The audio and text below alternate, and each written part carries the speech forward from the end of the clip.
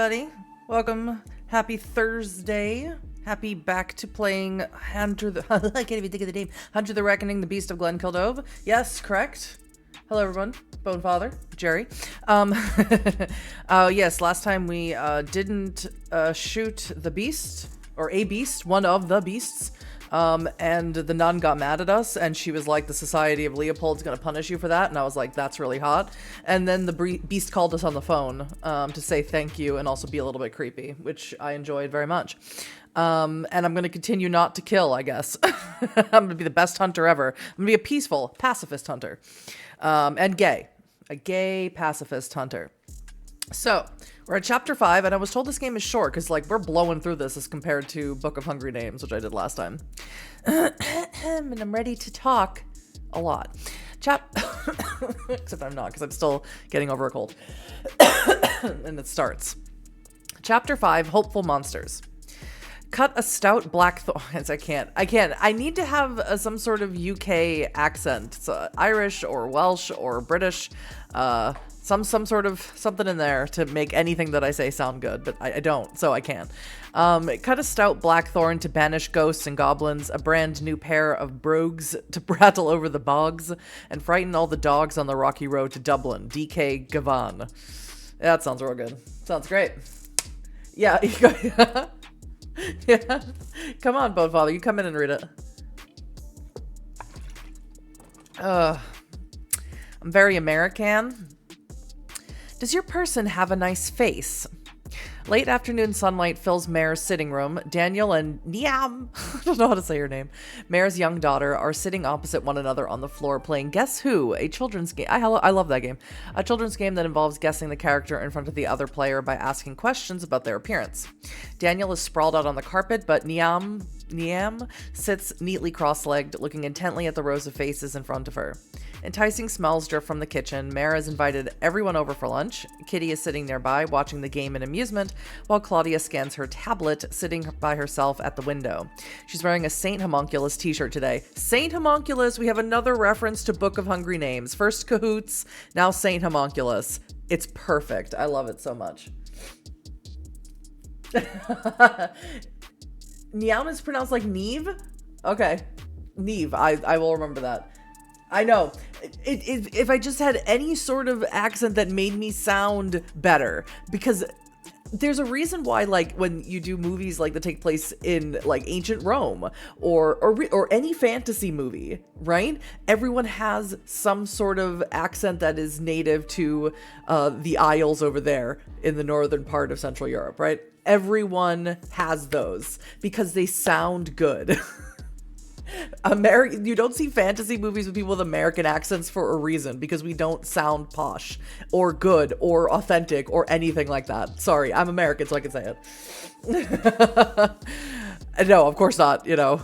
It wouldn't. I had a big fat socialist on here last week who is Scottish, and I'm like, I wish I could. And again, I know there's a difference between Scottish and Irish, Gaelic and Gaelic, I know, and I wish I could have just pulled him over here, though, to say all these fun words that I can't say.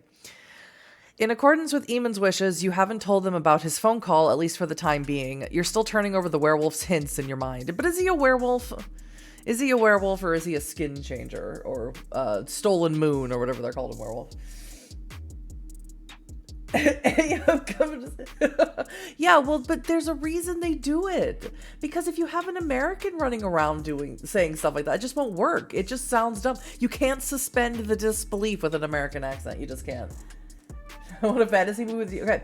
All right. So with a deep Southern drawl, you could possibly do it with a deep Southern drawl. Like you could actually, you know, you have like a gunslinger or something, you know, maybe like a Fallout type show where, you know, it takes place, you know, a post-apocalyptic is the word that I'm looking for, where you could be like fighting big gators and things like that. And you could do that with a Southern accent, and that's fine. But you can't do it with a standard American accent like... yeah, great shot, y'all. But you can't do it with a standard American accent, which is like what I'm using. My natural accent, or the accent that I had when I was growing up, is Boston, so everything drops a little bit more, and anything that has an R at the end, like butter, water, for, door, everything gets dropped with an A. And that also doesn't lend itself to any type of fantasy. It's like, it's depressing. I don't recommend it. What, Daniel? I can do American accents if that's not obvious.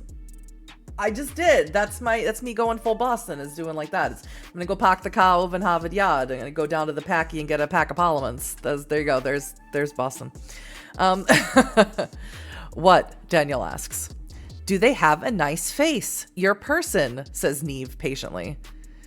Sweetheart, you're supposed to ask questions like, are they wearing a hat? Or do they have glasses? Do they have a nice face? Depends on what you consider nice, says Kitty. Neve looks like she's going to argue, but Daniel shrugs. I think it's a legitimate question. Yes, Neve, they do have a nice face. Neve nods and pushes down several of the faces in front of her. Kitty laughs and shakes her head as she and Daniel exchange amused smiles. The two seem to have regained some of their old closeness after the hunt yesterday. Perhaps the shared danger brought them together. How do you feel after your first hunt? Well, I didn't. No, whilst reading? No. If you want to hear me do the Boston accent while I'm reading, which you can go watch Book of Hungry Names over on YouTube, because that game takes place in New England. And I did a Boston accent as much as possible during out. I know I can't do it here. I feel excited and energized. I can't believe we hunted a werewolf. I feel a sense of wonder. I've made a peaceful contact with a real werewolf. That one. I'm a pacifist hunter. Claudia interrupts the game. Liam, guys, I think you should take a look at this. It's another conspiracy theory that I have. Hang on, let me put on my tinfoil hat. We need to talk about, and she looks at Neve and hesitates. Claudia always loses some of her deadpan self-assurance around the little girl. Daniel intervenes. Neve, I think your mother needs some help in the kitchen. You go and help her. We'll finish this later. Neve nods self-importantly and disappears down the corridor into the kitchen. Check this out, Claudia says. She holds the tablet so that everybody can read it. It's displaying an email. Dear Miss Fox, permit me to say how much I have been enjoying your podcast on the Cahoots website. I am shamefully ignorant when it comes to technology and the new media, but my research assistant recommended your oeuvre to me and indeed kindly downloaded it for me in its entirety. I have been listening with great interest ever since, but it is your most recent series on the soi distant Beast of Glenkildove which compels me to write. Your work on this series is highly engaging and informative, and you retain an admirably objective tone despite the undoubted distress which your personal connection to the case must cause you. The pedant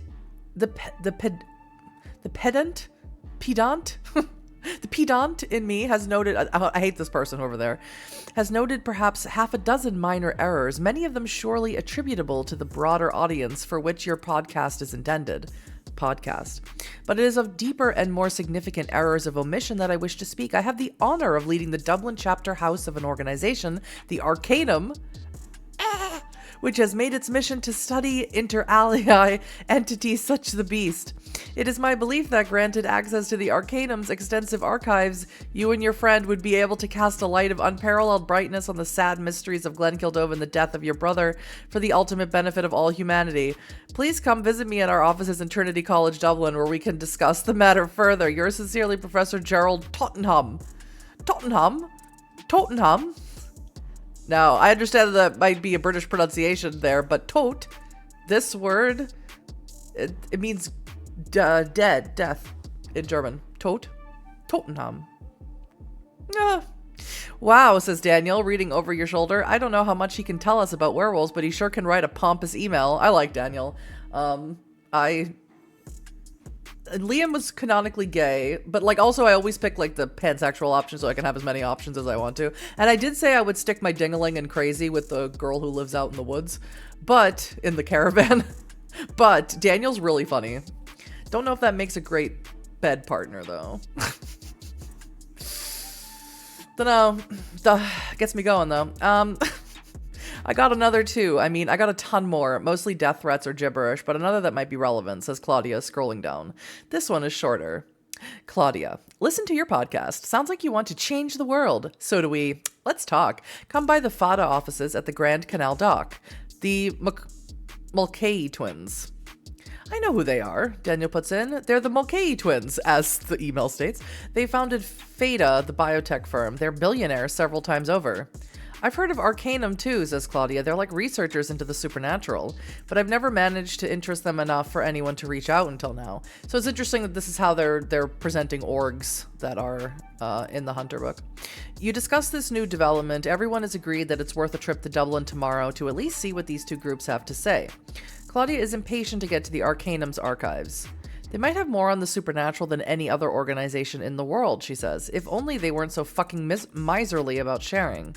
Besides, Judith mentioned a murder in Dublin last week. She thought it was Cormac. We could go to the scene of the killing, see if there's anything we can learn. Kitty, on the other hand, is excited by the idea that Feda, the biotech firm, might be able to reverse Cormac's condition and cure him of lycanthropy. Daniel shakes his head. Knowledge isn't the important thing. Feda, Arcanum, what makes these groups really matter isn't what they know, it's money. They've got it. Daniel's obviously the entrepreneurial hunter. Feda's worth billions, and I'm guessing the Arcanum has access to grants and endowments that go back centuries. They seem like the kind of group that turns out to own half of London because Henry II gave it to them when it was just a bunch of muddy fields. So they have money, and we're going to need it. Money isn't everything, Kitty protests. But Daniel shakes his head. Yes, it is. Think about it. Think about what the hunt is going to cost us. We're already taking time off work. Then there's gear, weapons, medicine, bribes, petrol, rent on safe houses. This isn't a hobby. This isn't something we do in our spare time. I can hide the money we get, move it around for us so it doesn't just attract attention. But we need somebody to supply it. Our savings should see us through this thing with Cormac. After that, I personally plan on going back to my life. Sure. Why not? Kitty nods, but Claudia looks disappointed, and so, strangely enough, does Daniel. That's weird. He's got like a high-powered job. Maybe he hates it. Yes, says Kitty. I mean, Daniel, you have a lovely wife and fancy car and a brilliant job and a big house in Dublin. Why would you give all that up just to chase down nightmares through dark woods for the rest of your life? You recall that she does not yet know that Daniel and his wife are separated. Daniel is uncharacteristically silent. Weird? That's me. That's me. I'm weird. In the end, everybody agrees that it's worth going to Dublin tomorrow to at least hear out Feda and the Arcanum. Daniel has a place where you can stay, an apartment in Dublin's financial district that he uses for late nights at work. That leaves this evening free. Kitty and Daniel go to the Wolf's Head pub for a drink, but Claudia can't join them. She's going to interview your Aunt Mare after dinner for her podcast. Why? It also occurs to you that you haven't talked to, I don't know how to say her name correctly, but I call her Amy because I don't know how to say it right. Since the events of the previous day, it might be worth checking in on her. I will drive out to see Crazy Pants in the caravan. Yeah. Yes, I will. Fada? Oh, no. Please correct me. Please correct me all the time because I have no cultural touchstone for any of this. Like most Americans from Massachusetts, my ancestors came from Ireland, right? My great-grandmother, who I never met because she died before I was born in Killarney, Ireland. However, I never met her and I have no cultural touchstone to anything to do with Ireland. So please correct me constantly. Mulcahy? Yeah, please. Yeah, Mulcahy. I'll keep looking. I'll scroll back up in the chat if I forget. Please. I'm not precious. Please correct me. The higher you climb into the mountains, the denser the fog, until even your headlights do little to cut through the vaporous white cloud. It is something of a relief when you reach the turnoff to the quarry. You find Amy in her caravan, the kettle whistling on the hob. On the hob. The kettle whistling on the hob. Is that a hot plate? Like, what's a hob? Okay, Paradox sent me to Ireland? No. No, it's up to Paradox. It's the choice of games. Who is an Irish writer wrote this, so that's enough. It's for everyone else to figure it out. American accent from Liverpool and Germany. Scouse accent. I can't do Scouse. Chicken and a can of Coke. I can't do a Scouse. I can't do any accents in England. I can't do a single one. Yeah, mate. Sorry. On the table is a plastic baggie of dry mushroom slices like dead brown leaves, a cardboard box of Barry's tea, and a pink Peppa Pig thermos. She looks at you, the expression in her wide eyes uncharacteristically sour, and scowls. Oh, it's you. Tea? Tea? Why? I can't do that. Enya. Pronounced like ya. So Enya. Enya. Okay, that's easy to remember. Like the singer. Liverpudlian accent, yeah. I can't get the part, which is funny because I speak German, but I can't get the part going. I'm hopeless and helpless. What's the matter, Enya? She frowns and doesn't respond for a moment or two. Enya pushes some books off a tall stool by the kitchen counter and sits down. Finally, she speaks. What gives you the right? What gives you the right to come up here into these hills, disturbing everything? You don't live around here. You're just going to fuck off back to London again when you're done, just like you did before. It's us who have to live with the consequences of what you do. I don't know what you did last night, but it woke things up, and those things are angry. Ooh. What gives me the right? Simon died in Glenkildove. That's what gives me the right to do anything and everything I can to stop something like that ever happening again. Let's fight. Enya frowns. Maybe you have a point, she mutters. Doesn't help me, though. Enya explains that ever since last night, she has sensed the rage of things that stalk these mountains, the hunting hounds of the Sidhe, as she thinks of them. She no longer feels safe up here by herself, so she is going to seek the protection of the other woman. She sees your confusion. I suppose I'd better explain it, she says. Settle in. My father always said that the banshee howled on the night I was born, she says. We were camping out in the woods by the Devil's Cauldron in Glenkildove, near the Standing Stones. I think something came through that night, came through the caves and came into me. Phrasing, boom. Not the beast. Maybe it came from the same place, but something different. Something very old. Enya was always dreamy and remote as a child, but the true strangeness began when she was 7 years old. She was sitting at a bar stool in a pub in Kildare, listlessly kicking her legs while her father talked horses in a back room with other grown-ups. She'd been there for hours and was getting hungry, but she knew better than to disturb her father. She was staring at her reflection in a puddle of spilled beer when suddenly her reflection started talking to her. It pointed out that a careless patron of the pub had left his coat over his chair while he went to the toilet, told her that his wallet was in the front pocket and that it contained a €5 note he'd never miss. Enya did just as her reflection said, stole the money and used it to buy herself a bag of crisps and a chocolate bar at the shop next door. She was to see the other woman again and again. Over the course of a lonely childhood, she gave Enya confidence and companionship, whispering secrets and advice to her, and giving her a sense of confidence and hidden power. But then things started to happen. Enya found herself blacking out for hours, sometimes days of her life. She'd return to consciousness deep in the woods or on a traffic island in the middle of a busy motorway or up to her neck in ice-cold bog water. She started to suspect that the other woman was using her body for her own purposes at such times. A wraith? Ever since Simon's death and Cormac's disappearance, Enya's blackouts have been growing more and more frequent.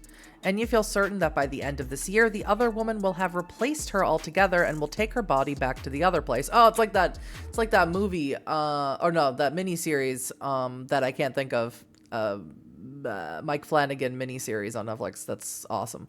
About the house and the ghosts. Then she'll disappear from the memories of everyone who ever knew her. In neither the past nor the present will Enya Madigan exist. Oh, that's the Irish spelling of Enya. That's very interesting. I like that a lot. That's very interesting.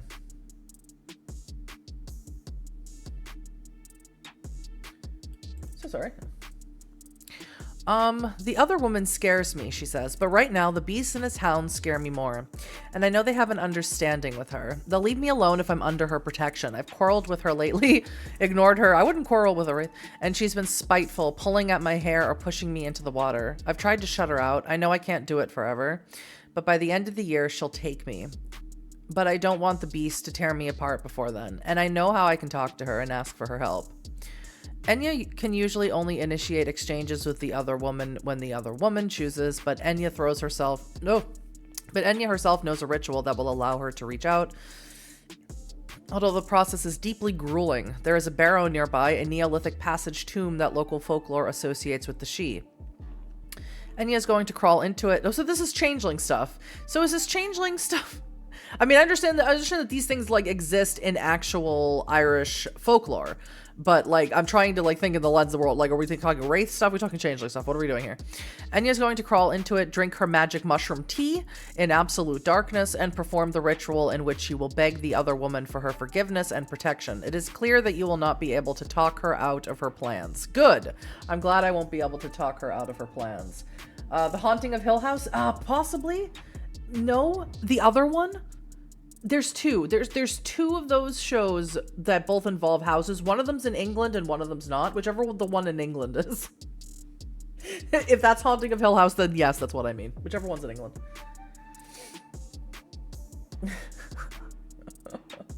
So what I hear is Changeling the Fifth. I mean, Jerry, if Changeling the Fifth was confirmed, I wouldn't shut up about it. I'd be so excited. Oh god. I will accompany Enya. I will accompany and volunteer to take the... By god. I'm gonna drink the mushroom tea too? I don't... You know what? Yeah. You know what? I'm terrified of these mushrooms in real life. I hate the idea of like... The way that mushrooms are described is very The Last of Us type mushroom people thing. I hate it. Yep, so I'm gonna drink it too because that seems like the stupidest of these three decisions. So that's what I'm gonna do. That's what I'm doing. The stupid decision is me.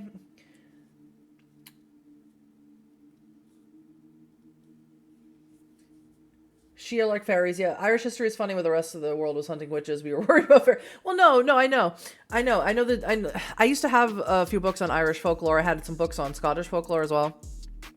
I know, like, changeling, like, there's whole things like fairy mounts, you know, and like switching out children and things. I know, like in the really general kind of way of all these things, but I also know that, you know, back in the day in the 90s when they made changeling for the first time, they took a lot of just like catch-all terms from different, you know, folklore in that area and used it for that book. So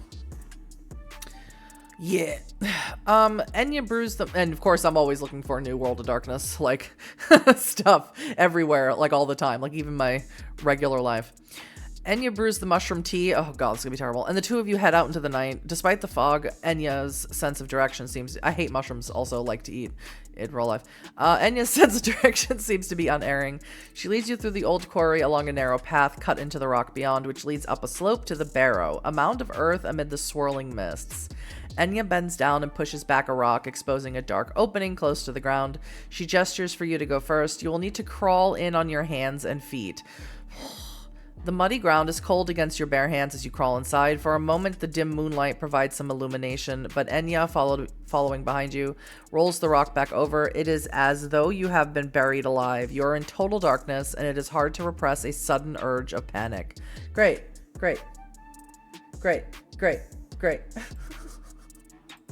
This is my nightmare. Oh, this is my nightmare. Oh, God. You're not a fan of the fact that mushrooms grow long systems underground, not like our own circulatory system? Bonefather? I don't want to think about it. I don't want to... No, you know what also I don't like about mushrooms is in real life, some of them contain a spore that's basically like a zombie virus that, like, you know, that infects like ants and other insects, and then, you know, and they'll go up somewhere high and like clamp down on something, and then the spores will burst forth from the body of the insect, and then it will die. I hate it. I hate everything about it. It's the worst thing ever, in my opinion. Oh, God. Someone made King Arthur into a vampire in their story. Well, fun fact. Not the real King Arthur, obviously, but the original Prince of Boston, Quentin King III, thought he was King Arthur. He was Malkavian. Fun fact. Eating mushrooms like chewing a soggy eraser? Correct. Correct? That's exactly what it is. Cordyceps. Yeah. Yes. And I was watching a thing. I was watching a thing with, what's his, God, I'm forgetting everything. I swear, ever since I've been sick, like, half of my IQ went with it. That, you know, British guy, very famous, does all of the nature documentaries. I can't think, Richard something. maybe it's Richard, maybe it's not even Richard. I watched the thing where he was narrating, like, and I watched the whole process go out, and I've never been the same since. David Attenborough, that's what it is. That's the one. Richard. I don't know who Richard is. Okay. I am fascinated, taking in every detail of this moment of impending secret revelation. The darkness only helps me concentrate. I am unwell. And I should not be hunting anything. I should be locked up somewhere. Crawl forward, Enya whispers. You'll know when you get there. You are very conscious of the rough, slimy rock walls on either side of you, of just how low the ceiling is, and of how it steadily lowers as you move forwards. Your mind fills with unpleasant memories of the caves beneath Glenkildove. Soon you are not so much crawling as wriggling on your belly, pushing yourself forward with your elbows and knees. Then suddenly you sense that you have emerged into a more open space. The air is still damp and dank, and it is impossible to see, but the relief is overwhelming. You find you are able to get to your knees, the top of your head brushing against the roof of the barrow, and you extend your arms out to either side. You hear Enya scrambling out behind you. Time to begin, she says. So good. Despite the stress of your journey through the passage tube, you are still in control of yourself, and your voice is calm when you respond. You can tell that Enya is impressed by your nerve. Maybe I'll get to second base. Enya takes a deep drink of her tea, then hands it to you. You gulp it down. It tastes foul, rotten, like the liquefied remains of a dead animal. And extraordinarily bitter, and a wave of nausea wells up inside you, making you want to throw up the tea you have just drunk. Just your average time eating mushrooms. You manage to repress this urge, and after a few minutes, nausea subsides and is instead replaced by a curious, warm glow, a heat that steadily increases until you are surprised that your body isn't glowing brilliantly, that light isn't flowing out of your eyes and your fingertips. You're just high, man. You can sense Enya's presence in the barrow opposite you. The two of you are linked by the mushrooms. I don't like that. Connected as though by strands in a mycelial network. I don't like that. The mushrooms connect us. After the last echo of her litany fades away, litany, Enya falls silent. She says nothing for so long that you start to feel concerned, wondering if she might have passed out or gone catatonic. But then she speaks. It is her voice, and yet not her voice. There is something different about it, something you cannot place. It sounds amused, and yet with an undercurrent of menace. Do you know what you would see if you struck a light right now? You would see dazzling white marble floors and walls and the shimmering rainbows cast by crystal fountains. You would see tapestries, glossy green silk beneath red with embroidery of gold, and heaped piles of treasure, torques of gold and silver, chalices set with bright gems, and chessboards of ivory and ebony. But you would have seen something you should not have seen, and your sight would be blinded in that instance. Do you know with whom you speak? A fairy? Oh my god, oh my god. Oh yeah, the weird pasty. Yeah, exactly. Men only want one thing. It's to explore a secret dark tunnel at night after getting fucking ripped on mushroom tea. And it's disgusting.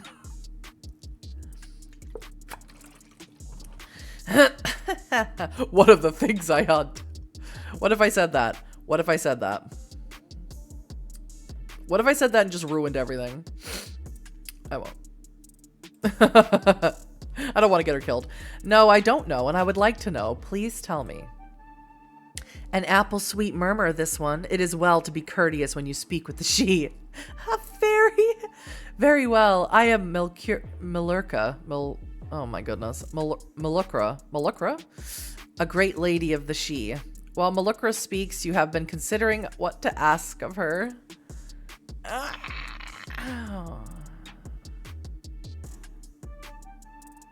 Yeah, okay, I'll ask for her protection. Let's make this over faster. I will ask for her protection for Enya against the werewolves of Wicklow Mountains. Is that what she fears? Good. She should be reminded sometimes that there are worse things out there than me. Very well. Once again, I cast my mantle over her, but let that be the end of her impudence, her rebelliousness. Now she is mine until the very end. Does that mean I could get down with a fairy? Something about the way Milukro says this sends a shiver down your spine. An impossible cold draft blows through the darkness, sealed away beneath the earth as it is. I must go. Words in Irish that Huddy can't pronounce. Goodbye for now, Hunter. It is as though the translation of the Irish phrase simply appears in your mind. For a moment, you wonder how you know what it means, and then you suddenly realize that the entire conversation, your side as well as Malukra's, took place in Old Irish. You understood and spoke a long-dead language as though it were your native tongue. Yeah, in the world of Darkest Hour, there with demons over Fae. That's fair. You could take her, like, not in a fight, but yeah. She could take me. She could take me anywhere. Take me right out to dinner. And then the voice is Enya's again, speaking in English. Liam, are you there? You start to tell her about the experience, but Enya interrupts. It's enough. I can feel her again. God help me. We're together once more. I think it's best I don't know too much about what she said. Enya leads the way back through the low passage. Well, now I have to pursue a romance with her if I can. Because she's got a fairy inside of her. That's hot. Rolling back the stone at the end. She is not here, for she is risen, she quips as she does so. You never knew that cold, wet mountain air could taste so good. Back at the caravan, Enya brews more tea, this time without adding magic mushrooms.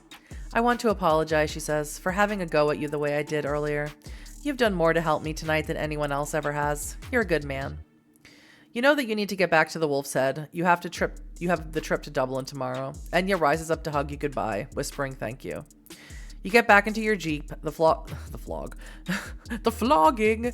The fog has cleared somewhat by now, and it is an uneventful drive back to the Wolf's Head. Once there, you are soon asleep in your bed. Boring. Boom.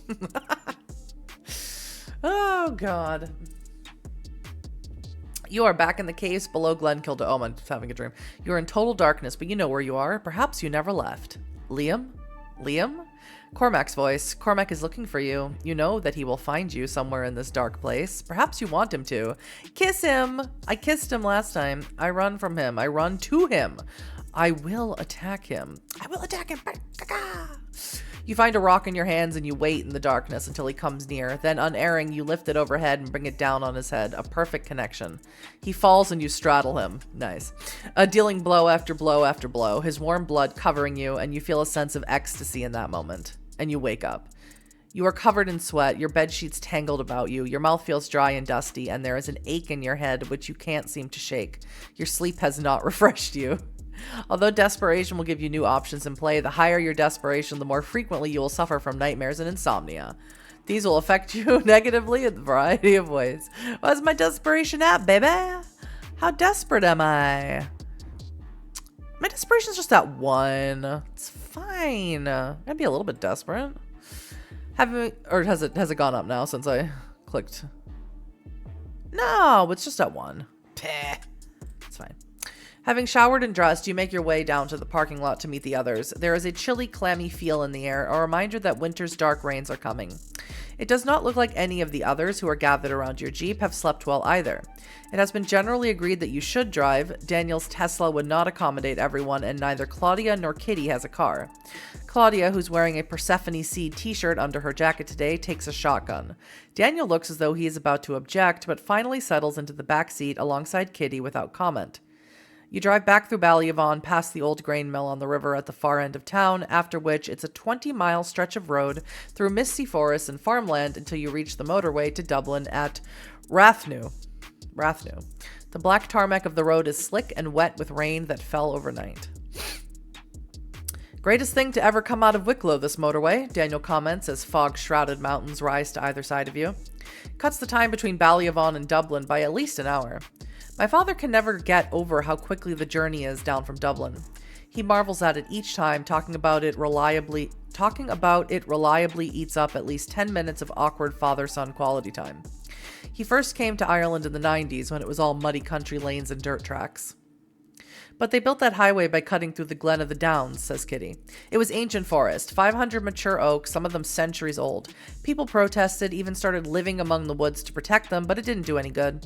They chainsawed them down just so people and cars could get from one place to another a little bit faster. Sounds about right. Oh, please, says Daniel. That motorway linked together a network of failing towns all over the East Coast and connected them all with Dublin. It pumped money and jobs into them. It made them rich. Did it make them happy? Kitty rejoins. Did it even make them rich?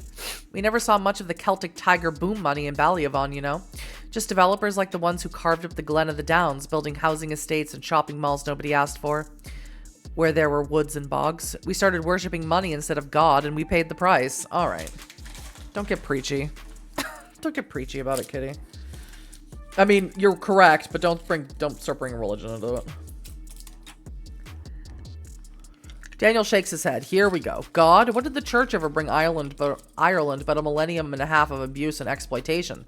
At the end of the day, the people who are opposed to change, roads getting laid, trees getting cut down, houses getting built, are the people who benefit from the status quo. And whenever people get nostalgic about the past and how much better things used to be, they're usually picturing a time when a few bastards in power did whatever they liked and everyone else just had to fucking take it.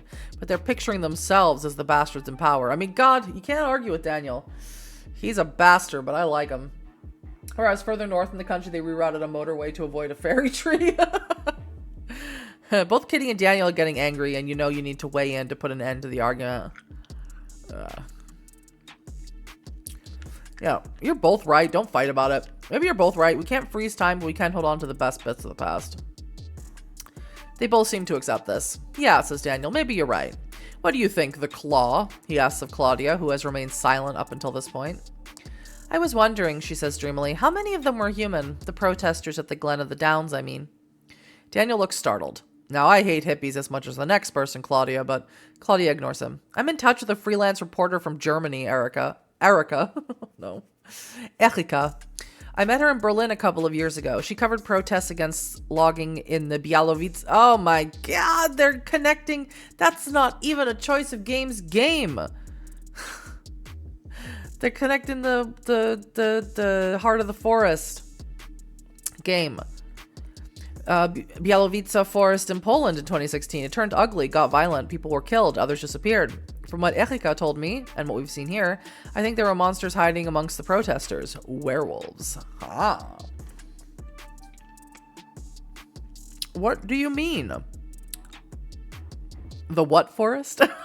Yeah, I said it wrong. I always say it wrong. The Białowieża forest, it's Europe's only remaining primeval woodland, just a fraction of the forest that once covered the entire continent. Daniel and Kitty are leaning forward in the back seat, interested now. I've read a theory on one of the hunter forums, Claudia continues. There's a war going on between the monsters. One side, call them rots or vampires, are good at hiding amongst us. Get it? Walk amongst us? They can use our technology, buy up properties and companies, tap into our income streams, feed on us, and pass for human. They're urban beasts by nature. The other side, Sister Judith called them werewolves, can't really do those things. Maybe they didn't evolve like their enemies did. They can only hide in the wild places of the world, but how many places like that are left in Ireland, in the British Isles, in Europe?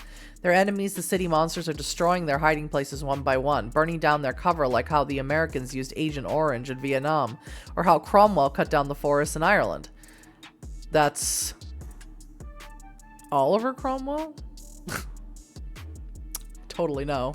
Not me. Thomas Cromwell was with Henry VIII. I know that one. Oliver Cromwell would be the one that did that to Ireland? Perhaps? Maybe? I don't know. The beasts of the wild are fighting back when they can in places like Białowieża, but they're losing.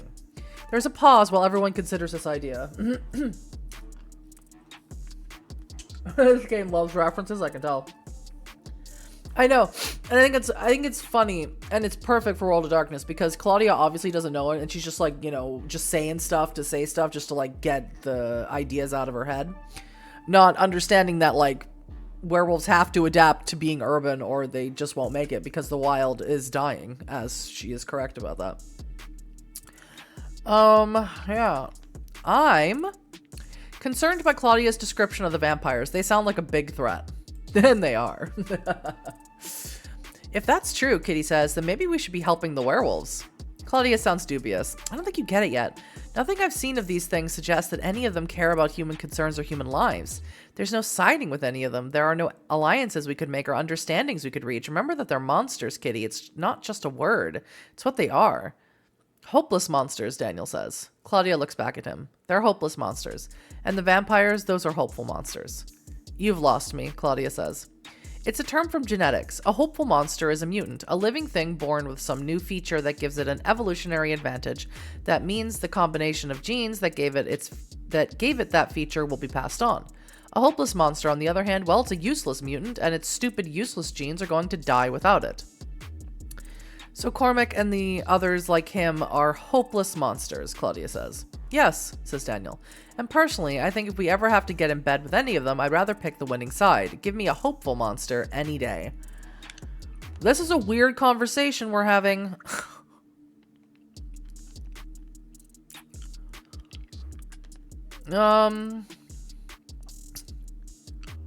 No, I don't think we should get involved with it.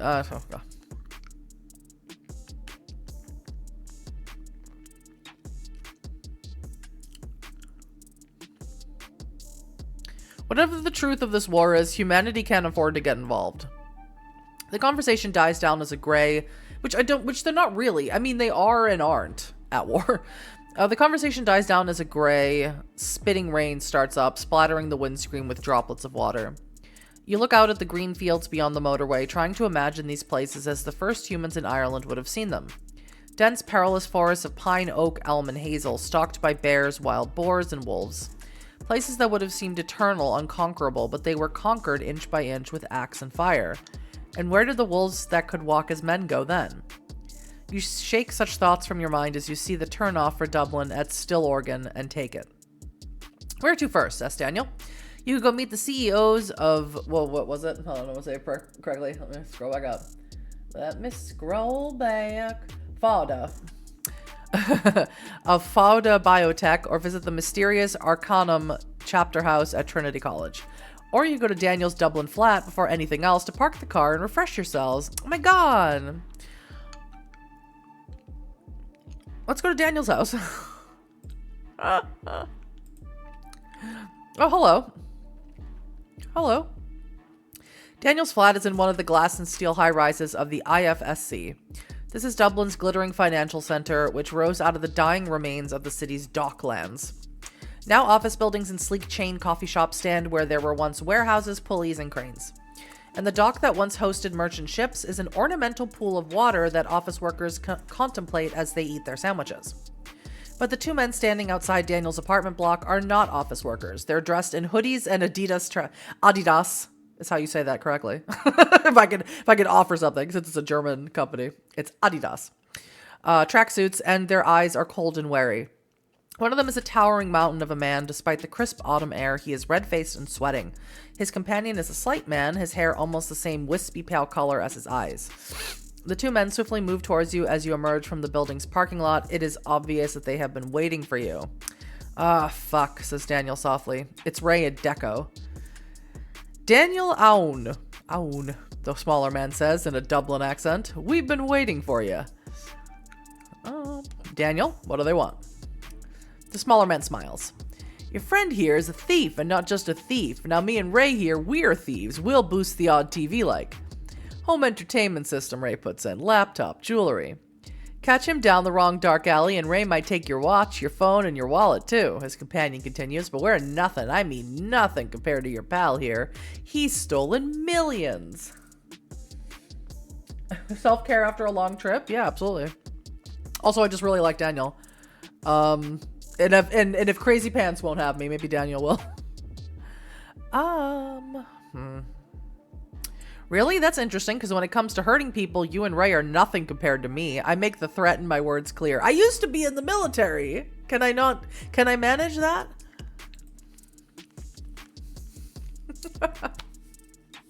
The two men look at you. Your words haven't scared them, but the hard, calm look that accompanied your threat has earned their respect.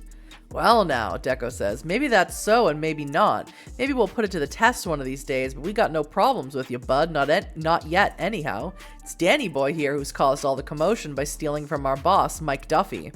Oh, I remember the Duffys. The name sounds familiar to you. It was the Duffy crime family with whom Cormac's family teamed up for their ill-fated cannabis venture. We even met Michael Duffy briefly at the Wolf's Head when he came to Wicklow to discuss the deal with the O'Donnells. I borrowed the money from Mike Duffy, Deco, Daniel says, and I will return it. Deco ignores him, instead continuing to address you. He's a chancer, and he's a stupid cunt. Do you know what he did? He stole from his clients, uses it for risky investments. Turns out they really are fucking risky, and all that money's gone. Whoops! Stupid fucker should have just come clean. What's the worst that could happen? Jail? Give me a fucking break, like. The kind of prison his crowd gets sent to, it's more like a fucking spa, fucking yoga classes and golf. Origami, says Ray. Mindfulness lessons. But no, the fucking, that word, doubles down, doesn't he? Borrows money from Mike Duffy, gambles that away too. At a certain point, you're not making mistakes anymore. You're just fucking begging for a bullet to the back of the head. Execution style, says Ray. He levels gun fingers at Daniel. What, did they rehearse this before they... Were they like in the alleyway rehearsing this before we came along? But we're not here to splatter Daniel's brains all over the pavement, Deco continues. Not yet, anyway. You see, Mike Duffy wants to see you. Oh, me? Growing? Don't know why. But if you come to his gaff on Constitution Hill tonight, he'll give you old Daniel a couple weeks more time to get the money he owes. And if you don't, well, I think you got the picture. He winks at you, and then he and Ray saunter off. Cool. Honestly, I shipped them, yeah. Now they like duck behind the alley and start making out. They're like, you did such a good job, babe. The elevator ride up to Daniel's penthouse apartment is one of fraught silence, but the moment the lift doors open, Kitty bursts forth. Daniel, what the fuck? It's the first time you've ever known Kitty to swear. Daniel, who has been badly shaken by the conversation on the street, is trying to regain some of his customary suaveness. Welcome. Anyone want a refreshment? I have beer in the fridge, coffee, tea, whiskey. Daniel, Kitty says again. What the fuck? You've got a wife. You've got an amazing job. You've got a life. Why did you rob your clients? Why, in the name of God, would you borrow money from a gangster to try and fix things? Was it for all this crap? Her gesture takes in the airy split-level penthouse suite with its sweeping views of Dublin. Her voice breaks. Was it for cocaine? Why, Daniel? Why? Was it for cocaine? Nose clamps? Yeah, if it's a word that's in another language that I don't know, I just go that word. Amadon means idiot. Babe, you stood your ground so well. That's exactly how I picture them right now, and holding hands and skipping away. They go get lattes. And buy more tracksuits together, more matching tracksuits. I'm with Kitty. I don't want to be with Kitty. I'm silently frustrated, as if the hunt didn't have enough dangers. Oh, for crying out loud, Claudia puts in. Isn't it obvious why Daniel did it? Same reason he does anything, because he's a mess. My brother's death fucked him up, same as it did the rest of us, but he's not prepared to do anything about it. So he snorts coke and he has affairs. He steals from the psychos he works for and borrows from other psychos to make up the difference. Once Liam showed up, he added trying to kill werewolves to the list. Doing fucked up shit makes him feel alive, and the attention he's getting for it now is just the cherry on top. Bullshit, says Daniel. You're not a psychologist. You're not a prophet or a revolutionary. Either way, you're not a revolutionary either while we're on the topic. You're just a girl with a mic, a bunch of ghost stories, and an internet connection. Claudia scoffs and stalks out onto the terrace. Kitty, who now looks on the verge of tears, runs up the stairs to the upper level. Daniel shrugs and sits down on the white leather sofa opposite the gigantic flat screen TV. Well, do you want a drink? Was it for a bit of the louder powder? Desperation is a hell of a drug. I mean, it is, yeah. Oh my god. All this drama, you guys. I'll go with Kitty. Because she's crying. You find Kitty in the upstairs den, sitting in a wicker armchair with her knees drawn up and her arms crossed over them. She is dabbing at her red-rimmed eyes with a tissue, but she greets you with a brave smile. I'm sorry, she said. I shouldn't have stormed off like that. You'd think I'd have learned my lesson, but nobody can get to me quite like Daniel can. Why didn't he tell me? What could you have done if he told you? I don't know. Something. He's such an idiot. She collects herself. Come on, she says. He might be an idiot, but we can't let them murder him. Let's go downstairs and sort this out. A few moments later, everyone is seated in the circle of sofas on the sunken floor of the living room, looking expectantly at Daniel. All right, he says, I've been less than upfront with all of you. Here are some facts. Fact 1, I didn't take a leave of absence from my job. I'm on probation while they investigate the glaring holes in my clients' accounts. Fact 2, those glaring holes are because I've been funneling money from the firm for years now, using it to make risky investments or gamble. Sometimes I won. More often I lost. Fact 3, Siobhan and I separated and we're getting a divorce. And fact 4, somewhat redundantly, I borrowed money, which I cannot repay, from Michael Duffy, drug-dealing crime lord of North Dublin. That's great. What the hell are we supposed to do about it? This sounds like a you problem, my dude. None of this bothers you? You don't feel any shame or remorse? Maybe. Maybe. I don't know. Or should I? I'm too coked up. I can't feel anything. But what good does it do me, you, or anyone for me to beat my breast and cry about what a bad boy I've been? I mean, I'd enjoy it, personally. I suppose that would be very Irish of me, but I don't really see the point. Here we are. This is who I am. Convenient for you that all this fatalism doesn't require you to grow or change in any way, comments Claudia. Kitty shakes her head. I don't know if there's any way to keep you out of prison at this point, Daniel, but we can't let the Duffys kill you. We're going to that meeting tonight. Claudia sighs. Yeah, I guess we are. Man seen his life go into a spiral and said, bet, yeah. I kind of stand Daniel, honestly. I'm kind of his biggest fan right now. He's hilarious. Of course we are. You're one of us. One of us. One of us. We're not letting you do this alone. Daniel looks genuinely moved. He shouldn't. Thanks, is all he says. By unspoken mutual agreement, you decide to leave it there for now and instead discuss your destination, Trinity College. Trinity College, is closer from here than Grand Canal Dock, so you decide that the mysterious Arcanum's chapter house will be there, your first port of call. God, I can't read. You pass through the ancient wooden doors at front gate. Before you lie the cobblestones of front square with the college campanile bell tower rising up before you. I climbed it once, says a voice from behind you with the kind of upper-class Scottish accent that sounds more English than most genuine English voices. With the climbing club, under cover of darkness, you obtain an excellent view from the top. You turn, lounging in a doorway behind you is a tall, broad-shouldered young man dressed with casual good taste in a three-piece suit, a flat cap on his head. There is a silver owl pin in his tie. Big Harry Potter fan. Adam Donaldson, he says, proffering his hand. PhD here at TCD, LOL, and neophyte of the Arcanum. I've been sent to show you the way. Perhaps figuratively, definitely literally. I hate this. Oh, I hate this. Yeah, he could have stolen from an actual vampire, it's true. He could be worse. Adam leads you right over the cobbles down a narrow path between two imposing Georgian buildings. It terminates abruptly in a heavy paneled oak door, dressed stone rising above it. Dublin's Arcanum chapter house. It's the chapter after house that it's the chapter after Arcanum that's throwing me off. You know, says Claudia, my father's taught here all my life. Me and my brother, we spent a lot of time running around Trinity as kids, but I never even noticed this building was here. Adam nods. There are a great number of little pockets and corners, secret rooms and underground passages of this campus that almost nobody ever sees, but sometimes it's easiest to hide in plain sight. Not that we're hiding precisely, our presence is registered with the relevant college authorities. We're just deflecting unwanted attention. He bangs on the door 3 times. It has an air of ritual to it. We come as seekers of truth. Will the portal be open to us? He asks, giving you an embarrassed smile. Ceremony, you know. He informs you in an undertone. Elder brother likes it. I want to give him a wedgie and shove him in a locker. And maybe drop his books.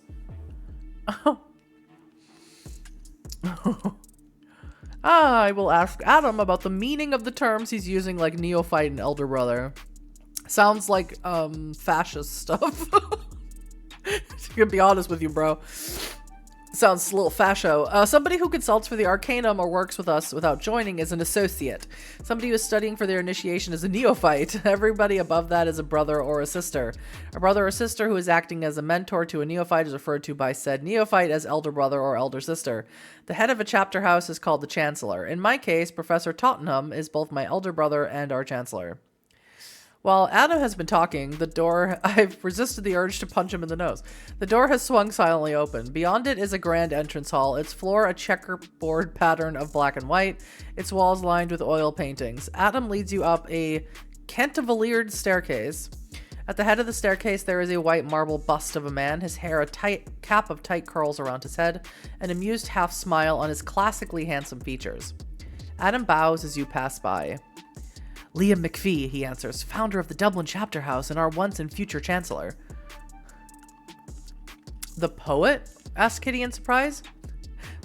Our once and future chancellor, what? We had to do a couple of his poems for leaving cert. The Well of Dreams and a game of chess at Terra. Yeah. Why do you call him the once and future chancellor? Like the once and future king? Like King Arthur? Oh, Jesus. Thank you for the sub, Mrs. Aylin.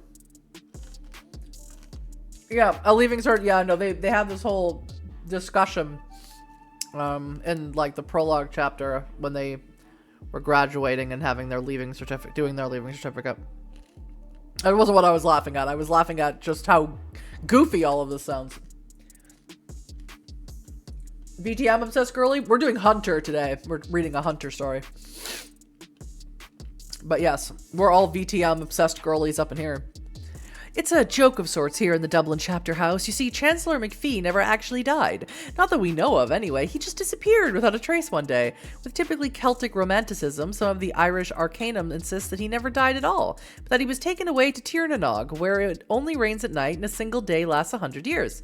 That being the case, he might be expected to return someday. Like L. Ron Hubbard. All of his successors have only been, as it were, regents. Adam opens the door to a warm, book-lined and oak-paneled common room. Its sash windows look out over Front Square, where a gray rain has started to fall. You catch a glimpse of a few of the titles on the shelves: The Golden Bow, Fama Fraternitas, Life of Christoph Romuald. That's a VTM. That's a Vampire the Masquerade Redemption reference. Christoph is a vampire. His sire is Katharina Weisse. Yes, Katharina the Wise. Life of Apollonius of Tyana, Totem Taboo, Morphology of the Folktale, The Witch Cult in Western Europe, The Old Straight Track, Johannes Tritemiosus,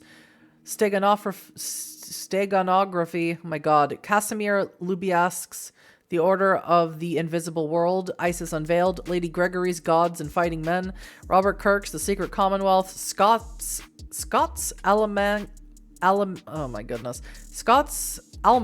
of Shallowlings, The Key of Solomon. Kill me now. That's too many words. You feel a familiar thrill just looking at the titles. Perhaps one of these very volumes may have the answers you seek. Get the Life of Christoph one, please.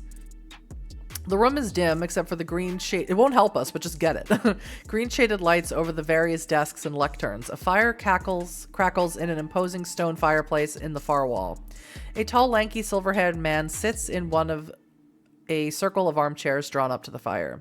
He is dressed in a tweed suit. A pair of spectacles is perched on his nose.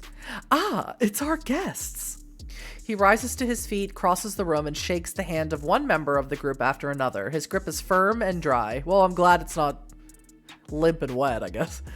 Thank you for coming, and welcome to the Dublin Chapter House of the Arcanum. I'm Professor Tottenham. We corresponded earlier via email. Tea, coffee, Adam? Please go and grab and provide for our guests' needs in the way of refreshments. Yes, elder brother, says Adam. He leaves and Tottenham gestures for you to seat yourselves around the fire. He smiles at you in particular. You know that he sensed your curiosity looking at his books and that he highly approves. Yes, because I have the curiosity drive. So I would, wouldn't I?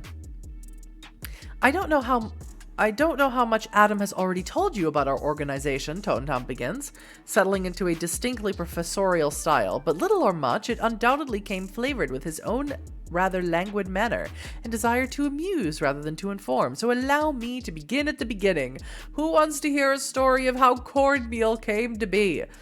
It seems that in 1885, a British scholar of the occult known as Benjamin Holmescroft invited a number of fellow researchers to a symposium at Vaniver Hall, his home in Cambridgeshire.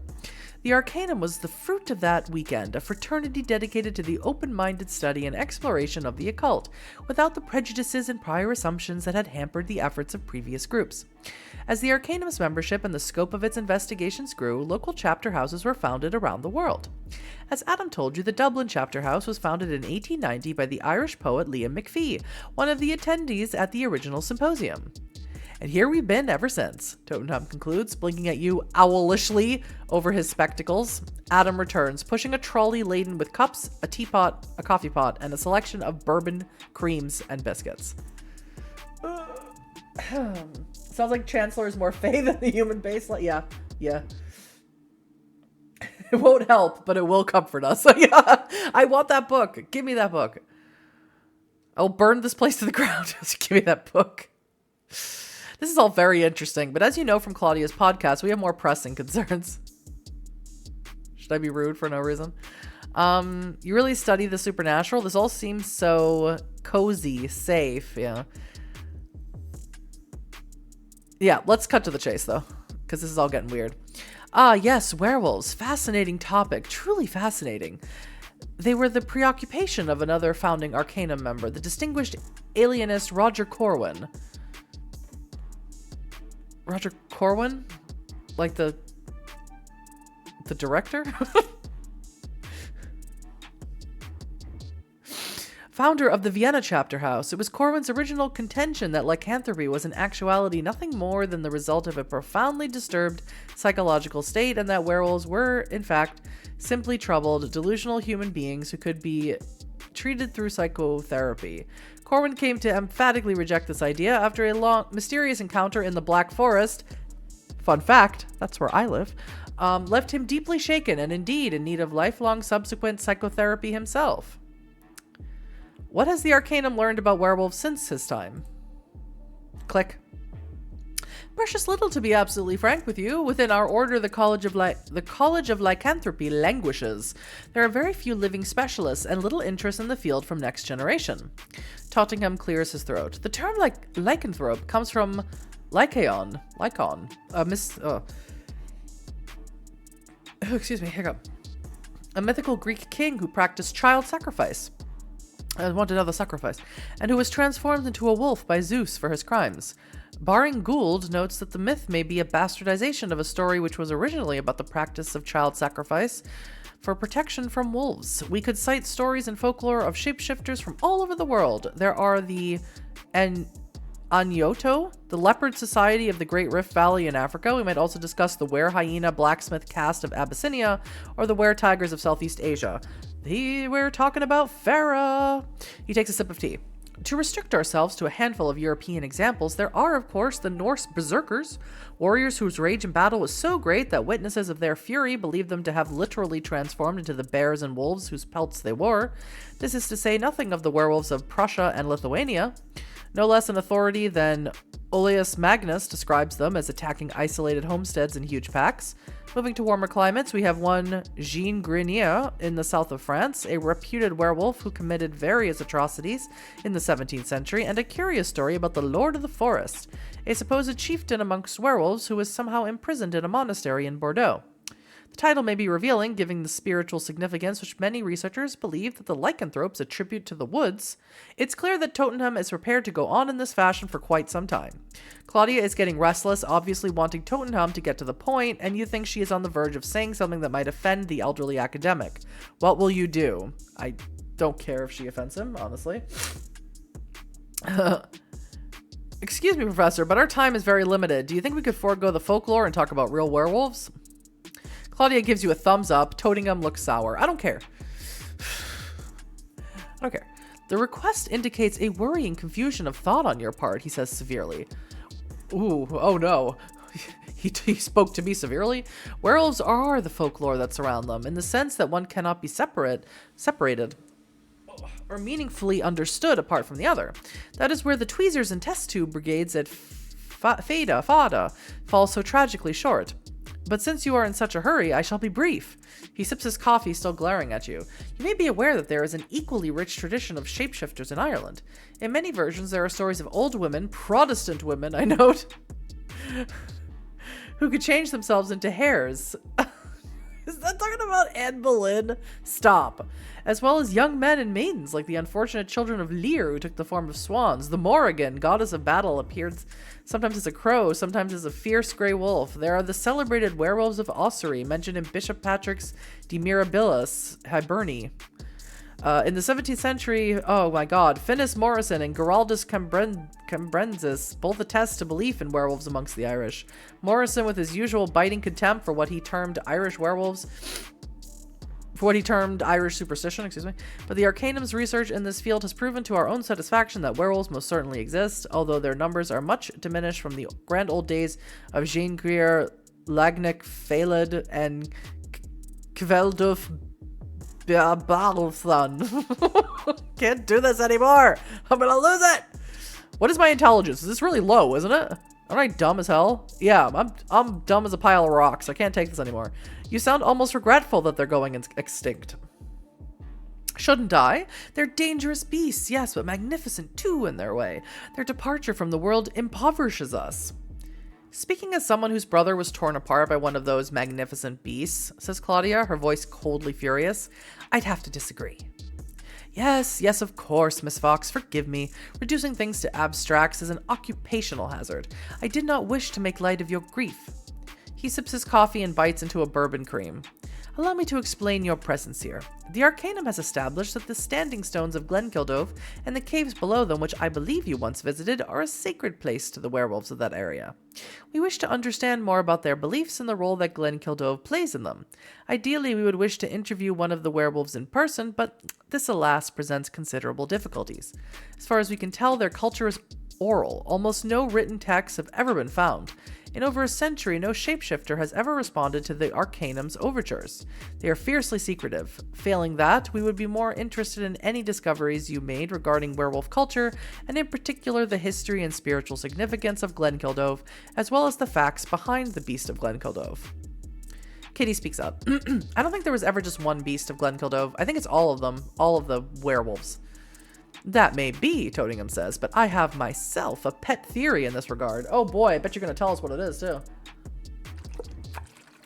From the little we have learned of the shapeshifters over the years, we know that the religion that they practice, if religion is indeed quite the term, it is of an animist type.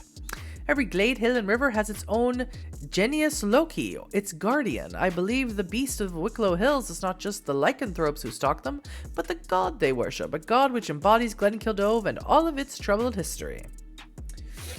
I kind of want to grab a pack of bourbons from the shop now. I don't know what that is. Bourbon, I think of booze. I don't know what bourbon cream is supposed to mean, unless it means like a cream infused with bourbon. That makes a strange kind of sense. People in Ballyavon seem to talk about the beast like it is Glenkildove in some ways.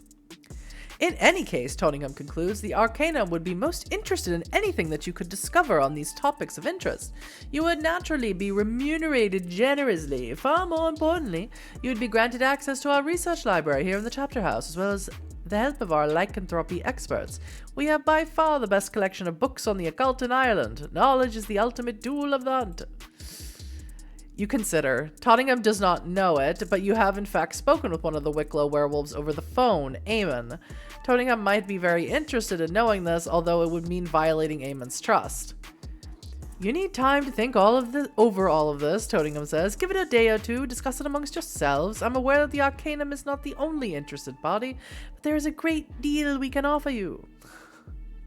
He hesitates. For instance, there is my associate, Professor Trina Heller, a remarkable woman with a remarkable eye for talent, although the phrase is perhaps a little unfortunate under the circumstances. Why? Asks Claudia, but Toningham continues regardless. She has recruited and taught many of the Arcanum's rising stars. A few years ago, Professor Heller took a sabbatical in order to address her formidable talents to the lycanthrope question. As one might expect from a thinker of her stature, her initial findings were both provocative and illuminating. Professor Heller believed that one of the keys to the shapeshifter's history could be found amongst the age-old ruins of Mexico's Yucatan Peninsula in the autumn of 2019. She organized an expedition there. She has steadfastly declined to publish the results of that expedition. Indeed, she has lived the life of almost monastic seclusion ever since returning from Mexico. I'm fairly certain that's a thing that was in a Night Road. But perhaps you might be able to persuade her to share her insights with you in an informal capacity. She is presently residing in Tuscany. Here is her email address. He scribbles an email address down on a piece of paper and hands it to you. Well, Toningham says, good luck on your investigations and do be careful. You tread on perilous ground. Adam reappears to show you out. It is late afternoon. It is time to meet with the, I forget how to say this already, I'm so sorry, Mulcahy, Sisters of Fada Biotech, and see what they can offer you. Forgot already, I'm so sorry. It's like a chocolate biscuit. Fancy biscuits. 2 layers of chocolate biscuits with some chocolate cream inside. That sounds really good. It's eaten at wakes? Funerals? Okay.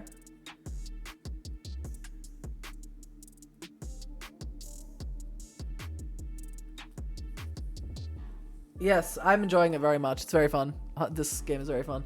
I learned something new. I've never heard of a bourbon, and that means like a cookie or a candy. I have never ever heard of it. Fada Biotech is a crystalline structure designed like a huge overgrowth beehive with a riotous green display of plants and trees on every surface, overlooking the Grand Canal in central Dublin. Its neighbors are all of a type: tech companies, finance companies, and high-end accommodation for the people who work at both. But it is the Fada building which captures the eye.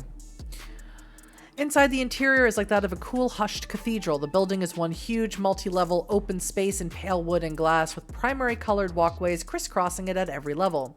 Foliage festoons every surface in here as well, and vines climb across the glass roof. Slung along the vines and dangling from the walkways are snatches of brightly colored cloth. All designed so as to dapple the descending rays of sunlight in different shades and hues. And at the heart of it, a double spiral staircase in immaculate glossy red, designed to look like a DNA helix, climbs all the way up to the top. In front of the entrance, there is a waiting area fenced off by a desk and security screen. You introduce yourselves to the receptionist, and a few minutes later, there is a shout from beyond the security screen. Yo!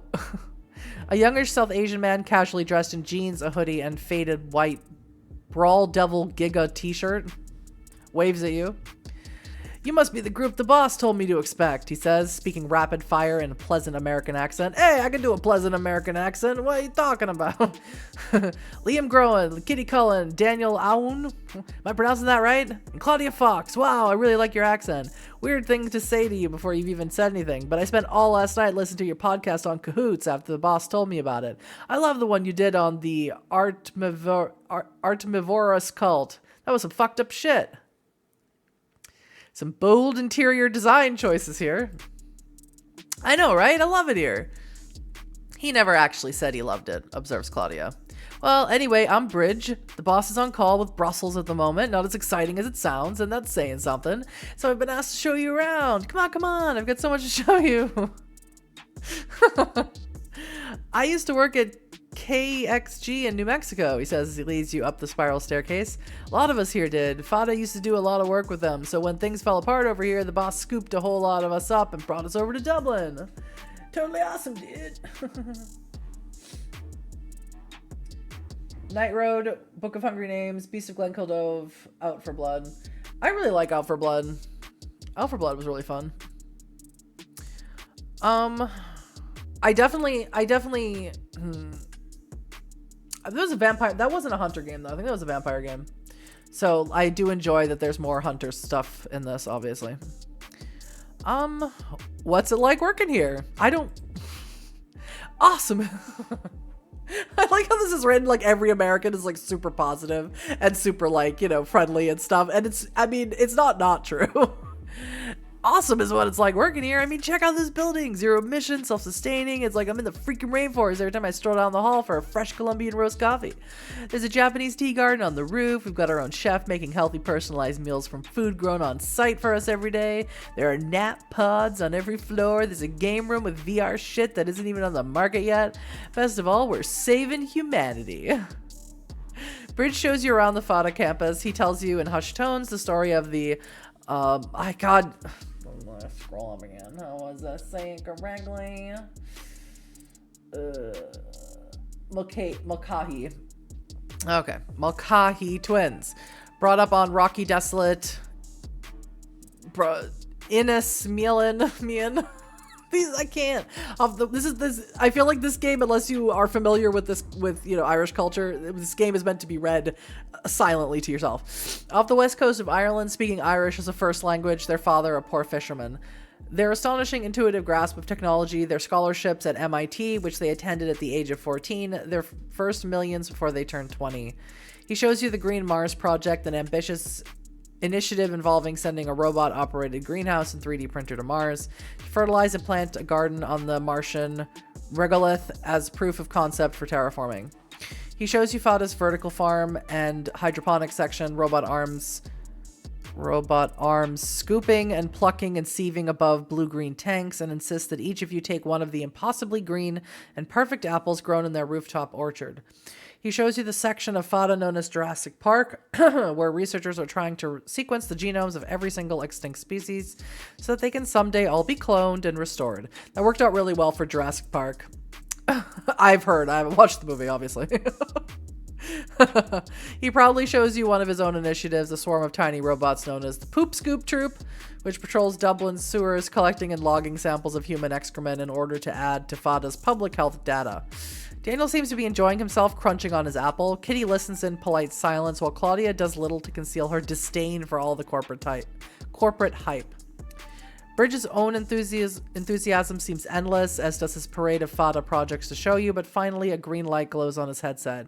Ah, the boss is done with the Eurocrats. You're up. Ah, hello. Come play with us. Creepy.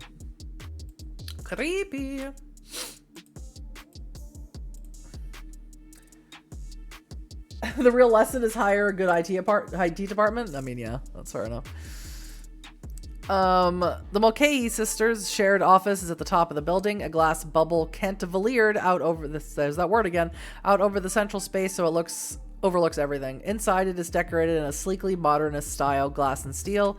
In sobering contrast to the exuberance of the rest of the building, a bank of muted monitors in one corner of the room is showing news from half a dozen different media outlets. The Mulcahy twins are dressed similarly in black icy Miyake turtlenecks, black Van Camp vests, and perfectly creased black trousers. Creepy. They are both very pale, with long red hair swooping down below their shoulders. They are sitting behind a large semicircular desk at the center of the room, one of them typing and the other regarding you. Welcome, she says. Her voice is cool and clipped, with no trace of her Aran Islander origins. Bridge gave you the tour. What did you think? You're building something extraordinary here. Please don't kill me. Please don't steal my soul. Mulcahy sisters nod, coolly. I have listened to Claudia's podcast, she says. I am familiar with cahoots. Sensationalist, of course, colored by the paranoid style of the latter-day American politics, often flat-out fiction, but valuable as a supplement, all in all. Wow, thanks, mutters Claudia. The Mulcahy twins ignore her. It was the series on the Beast of Glenkildove that caught my attention, something close to home in more ways than one. Werewolves, their existence is not in question, but nor does it particularly interest me in and of itself.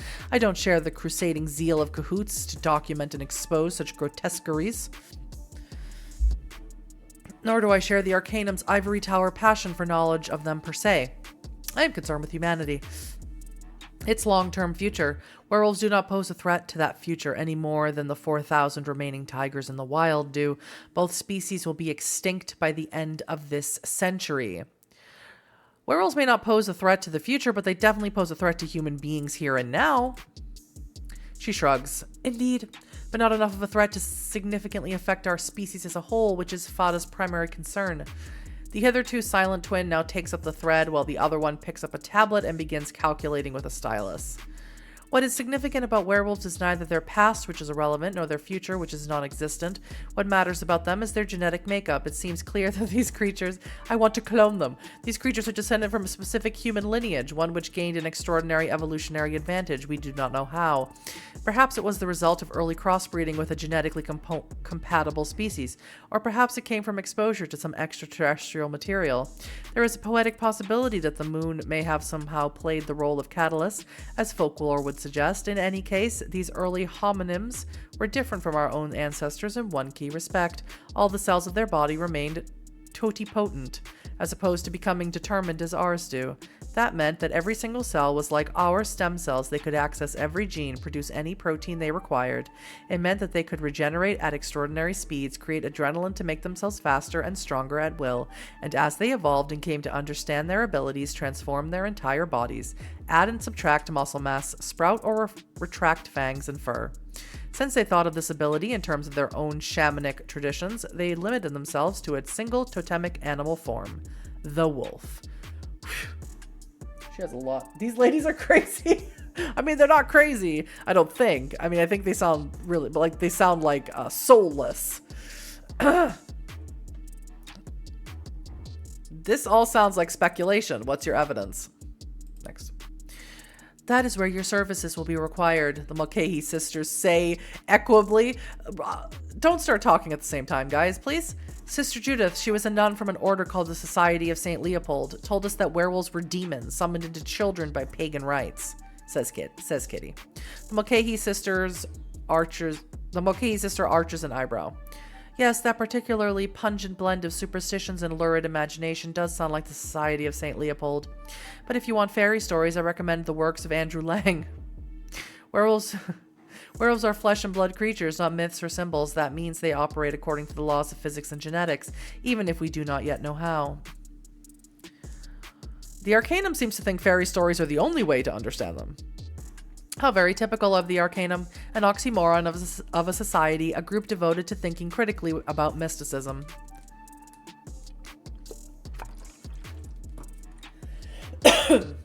Whatever value they once offered humanity has long since expired. Best to leave them to their books, their digs, and their pointless circular debates. My interest in shapeshifters should be obvious. This time, it is the sister on the right who speaks. We humans are so fragile, so limited. We are not even masters of our own bodies. Consider the disease that killed your mother, Liam. Cancer, rebel cells, immortal cells outside of our control. It does not have to be this way. I'm angry. My mother is off limits. Don't bring her up again. She shrugs. She was just an example. It is not as though she was unusual. 1 in 6 people will die of the disease that killed your mother. Kitty looks at you in concern and at the coldly indifferent sisters with obvious anger, but they ignore her. The sister on the left speaks. The cure for cancer is encoded in the lycanthropic DNA, but you must think bigger than that. A corollary of the cure for cancer is a cure for old age, because we only age and experience cell degradation because the alternative is cancer. Within 10 years of Fada discovering the secret of werewolf transformation, we will have not just cured cancer, but also eliminated all hereditary illnesses worldwide, as well as extending the average lifespan by 60 years. Within 50 years, we will have perfected suites of designer genes and implants. Oh goody. Artists will be able to develop opsons in their eyes that will allow them to see entirely new colors. Scientists will carry entire reference libraries in their pineal glands. Not their pineal glands. Nobody will be born with an IQ below 200. And by the end of the century, when everyone is special, no one is. We'll be exploring our galaxy, not in the ridiculous tin cans we're firing up at the moment, but in our own immortal, invulnerable bodies. We're gonna Captain Marvel this bitch. Born aloft on vast wings of our own generation, as well adapted to the void of outer space as we will be to the depths of the ocean or the heart of a blazing star. Humanity will spread the light of consciousness across the universe forever. Although she began by speaking in her usual dispassionate tones, the Mulcahy sisters' register has steadily risen as she speaks, and her eyes glow with excitement as she finishes sketching out the future. Without any evidence, it's impossible for me to tell right now whether they're charlatans or visionaries. They want to be skinwalkers? Yeah, basically. All right, Daniel says flatly. So you're saying we'll all become space gods. One question. No, wait, 2 questions. 1, what do we have to do with all this? Second question, for fuck's sake, which of you is Una and which is Fionnuala? It's been driving me crazy. Which, I thought you understood by now. My father always said that monozygotic twins were God's clones. Odd thing for a poor fisherman to say, Claudia observes. What? Oh, the press kit stuff. My father is a microbiologist, Claudia. He has 5 degrees. People just tell these stories about me. In any case, the truth is that I am one individual, divided like the right and left sides of the brain. Una and Fionnuala are labels I apply at random, for convenience sake. My God! I've never bothered to keep track of which half of me is going by which particular label at any given moment. I have swapped them around dozens of times. If it helps, you can think of me simply as the Mulcahy, as if I were a Gallic clan chieftain. Well, glad we cleared that up, says Daniel. Sounds really healthy what you've got going on here. As for your other and more pertinent question, I need your group. FADA can attract any number of high-quality researchers and scientists, but experienced field operatives are rare. Over the past 4 years, I have hired and equipped 5 teams of ex-military contractors and sent them into the Wicklow Mountains to try and capture a lycanthrope. 3 teams came back empty-handed. Of the other 2 teams, just 1 survivor returned in a state of permanent nervous collapse. And 1 team did not come back at all. Given this context, your group's ability both to gather information around Glenkildove and to survive the process are noteworthy, to say the least. I want to work with you. I realize that you have your own goals in the region, and there is no reason why working for FADA should interfere with them. I want genetic material, DNA samples, such as scrapings of flesh, fur, blood, and saliva, would be good. I'll make sure that you receive equipment to gather such things. A lycanthrope cadaver would be better. Best of all would be a living subject. Naturally, we would equip you with a wide-ranging suite of drugs, medicines, and wearable biomedical enhancements, custom engineered in order to give you the edge even against the lycanthropes. What do you say? We would want you to share all research data on werewolves that you obtained as a result of our findings. One of the Mulcahy's cocks her head to one side. See? Crazy, I know. A most interesting request. I respect it. Any key points we discover about the lycanthropes, particularly if we judge them useful to you as hunters, will be passed along. You have my word. Gee, thanks. A red light glows softly on the desk. Our time is up. I need to take a call with our Shanghai offices. Think about what I've said. We will be in touch again soon. You are ushered out, and soon you are back at street level. On your way out, Bridge hands you a small case. In its compartments nestle a selection of test tubes, vials, syringes, and a scalpel. It's getting late. It's time to make your appointment with Michael Duffy. A cold rain is falling, and a few tattered shreds of moonlight show through the slate gray clouds by the time you walk across the Halfpenny Bridge and through the Smithfield up Constitution Hill. Long nicknamed Prostitution Hill by locals, Constitution Hill is the heart of the Duffy's North Side crime empire of vice, heroin, and crack cocaine. 7 sprawling brutalist tower blocks, homes to 20,000 people, occupy the top of the hill. Sean MacDiarmda Tower is the Duffy headquarters. As you walk the deserted, rain-swept streets, Daniel fills everyone in on the present state of affairs. Ever since the O'Donnell marijuana plantation was raided by the Gardaí 8 years ago and linked to the Duffy distribution network in Dublin, the 2 Duffy brothers who led the gang have been in exile in Dubai. Looking after their interests in Dublin is their cousin, Michael Duffy. You remember him from 9 years ago when he stayed at Wolf's Head in order to meet with the O'Donnells. You remember him discussing the details of the slave labor that would work the O'Donnell plantation, and the petulant self-pity in his voice as he talked about how much he hated the countryside. You reached MacDiarmda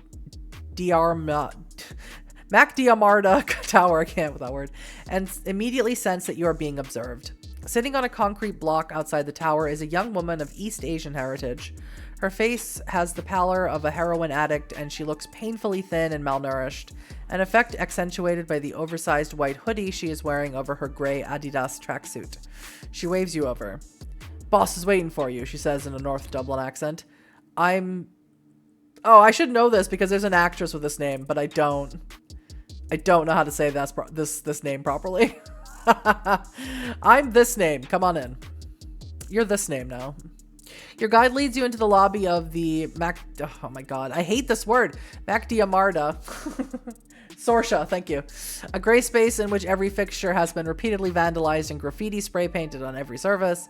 A couple of Duffy enforcers are waiting for you, dressed in the inevitable tracksuits. They pat everyone down for weapons with impersonal efficiency.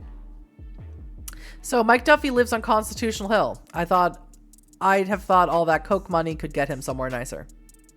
The guards just glare at you, ignoring your comment.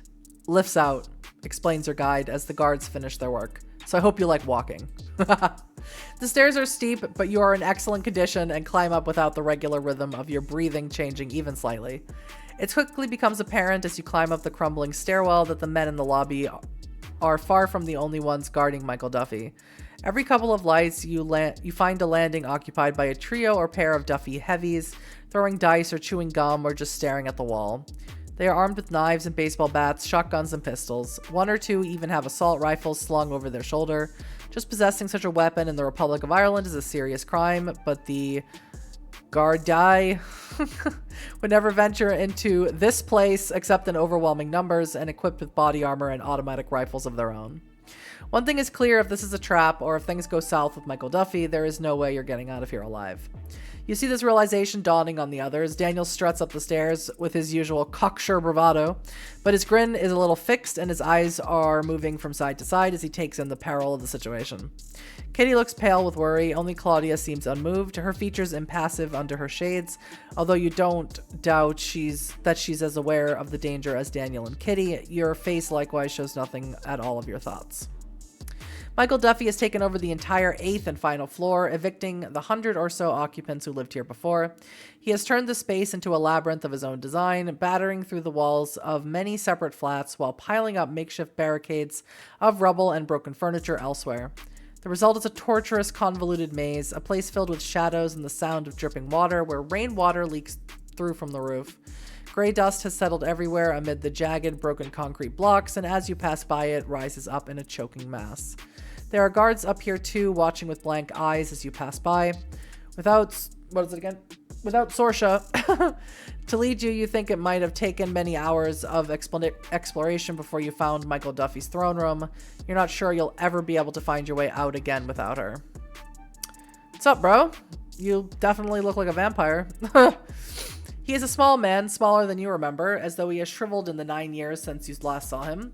And he has shaved off what remains of his hair. You find him sitting on a sofa in a half-empty flat, erratic spotlights flickering on and off in the low ceiling overhead. He has something in his hand, something big and dark, and he is bent over it doing something. You can't see anyone else, but you don't doubt there are much more guards in the shadowy corners of the room.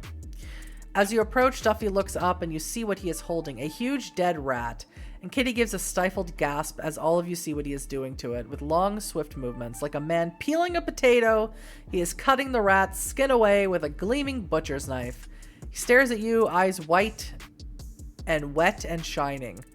"Rats," he says. "Never thought much about 'em growing up around here. Sure, Casement Tower was crawling with them little fuckers. Every now and then, one would get into a crib and bite a babby's face. Some of us kids would chase them around for sport like, or grab one, try and put it down some girl's blouse for the crake." He holds up the rat as though for your inspection.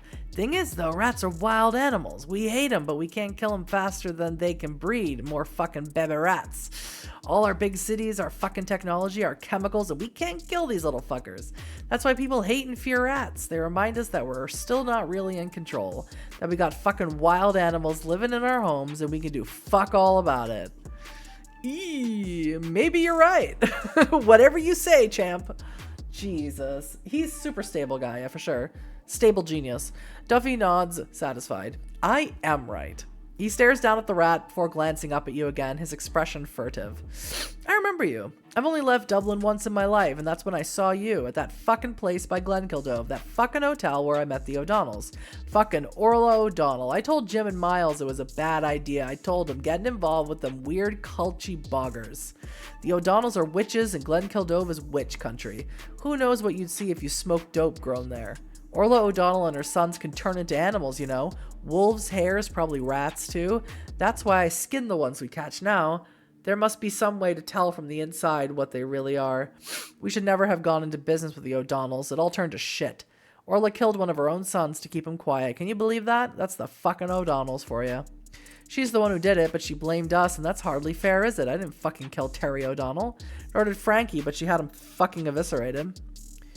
He is working himself up, getting more and more excited, gesturing with the rat. It's obviously making everyone nervous. Who knows what he'll get into his head to do. I try to manipulate and control him by feeding his paranoia. You do your best to weave a conspiratorial fantasy of Wicklow witches and shape changers for Duffy, but the man is a strange mixture of delusional, paranoid, and shrewd. He is harder to deceive than you thought he would be, and soon you begin to sense that he is rapidly coming to realize exactly what you are trying to do. You decide to cut your losses and let him talk instead, which he does after one last suspicious glance at you. Duffy explains that Frankie Dwyer was a drug dealer who worked for the O'Donnells selling crack cocaine in North Dublin. Crack. A week ago, he was torn apart outside a homeless shelter on Sheriff Street. You remember Sister Judith telling you about that same incident, the one that prompted her own investigation and her conclusion that Cormac was responsible. Frankie's murder seems to have massively accelerated Duffy's existing paranoia regarding the O'Donnells, whom he is convinced carried it out. It is since then that he moved up here and built the makeshift maze around him. You know what they are, he says, jabbing a finger at you, then Claudia. Sorsha listened to... I'll never remember it. Sorsha listened to her fucking radio broadcast or whatever it is. She told me about it. And you hunt them. I want you to kill them. Kill every one of them. Orla O'Donnell, her sons, her grandsons, and any other fucking nightmare shape-shifting witch monster in those hills. This time, he points at Daniel. He owes me money. Lots of money. But I'll let him off for it all if you do it. And I'll give you the money. And I'll give you money. More money than you can imagine. And connections from here to fucking Dubai. Charlie and Brown if you like too. Lifetime supply. Just fucking ice those fuckers. He doesn't seem to be looking for a response. There's one other thing, says Claudia. The place where Frankie Dwyer was murdered. We need to see it. Might learn something. Duffy nods. I'll get Ray and Deco to bring you there tomorrow morning. Oh my god. Hope they hold hands. We know you're one who runs it. Polish woman. Without warning, the crime lord suddenly descends into a sullen silence and begins flaying the rat again. For the first time, you notice a heap of red, wet little corpses in the corner of the room. Best you go now, Sorsha whispers. His temper won't hold. Okay. Daniel has been uncharacteristically silent throughout the entire interview with Duffy. Once you're back at street level and walking hurriedly along the Liffey towards the IFSC, he lets out a long breath. I'm no psychologist, he says, but your man up there is fucked in the head. Says Claudia. She appears to be thinking about something else. I felt sorry for him. Of course you did. Kitty says quietly. Scared of him too, obviously, but I don't know how somebody can be so dangerous and so pitiful at the same time. He's been hitting his own supply? Yeah, I'd say so. He's been hitting something. I nod. It seems that any kind of encounter with the lycanthropes, even at a remove like Duffy's, psychologically destroys a person. None of which is to say he might not be useful, Daniel adds. I mean, you saw the arsenal his guys had, and he could get us money, fast and untraceable. I keep saying, we're going to need money. Yes, says Claudia. She comes out of the reverie she was in. You do. Meaning what? Meaning if we did find a way to finance our hunt, Fada or Duffy or the Arcanum or whoever, I'm guessing you'd appoint yourself treasurer, and pretty soon all the money we brought in would be disappearing into the same black hole as your clients' investments. You think you're the first scam artist to get loose among hunters? Buddy, you're not even the 50,000th. That's not true, Daniel says hotly. I never betray the people I love. I'm betting your wife used to believe that too. Ah! Burn. Sick burn, Claudia. Look, you both love Simon in your own ways. You're both doing all this for him, so why not at least try and get along? That's right, says Kitty. Claudia shakes her head but says no more, and you walk the rest of the way back to Daniel's apartment building in silence. Back at Daniel's penthouse, Claudia mutters something about research and disappears into one of the bedrooms with her laptop. Daniel himself is soon on the phone to Hong Kong, speaking urgently in a mixture of English and Cantonese. Meanwhile, Kitty brews tea, pouring it into two of the shiny black cups that hang on a rack above the kettle. Like everything else in Daniel's immaculate kitchen, they look extremely expensive and as though they have never been used. The rain has passed by now, leaving behind a refreshing quality to the cool evening air. Kitty leads you out onto the terrace and leans against the glass barrier. You know, she says, ever since we talked about it in the car, I've been thinking, what are werewolves anyway? It seems like everybody we talk to has their own ideas. Sister Judith thinks they're demons, Duffy thinks they're witches, and Enya thinks they're the hunting hounds of the Danan. Mulcahy, forget how to say their name again, kept talking about genetics, and Professor Tottenham told us about folklore and mythology. Everyone wants to fit these things into their own ideas about reality. I think maybe it's because werewolves are something we're so afraid of. Perhaps everyone's trying to put labels on them, categorize them, know something, because maybe that might make them a little less frightening.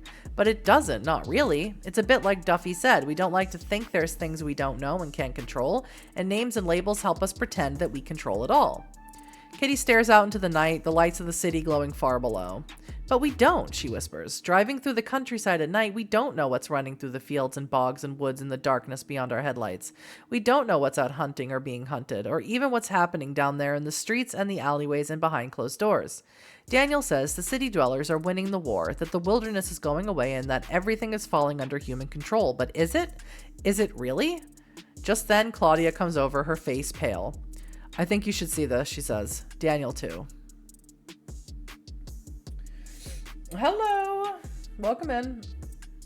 We're almost done, I hope, with this chapter of Hunter the Reckoning.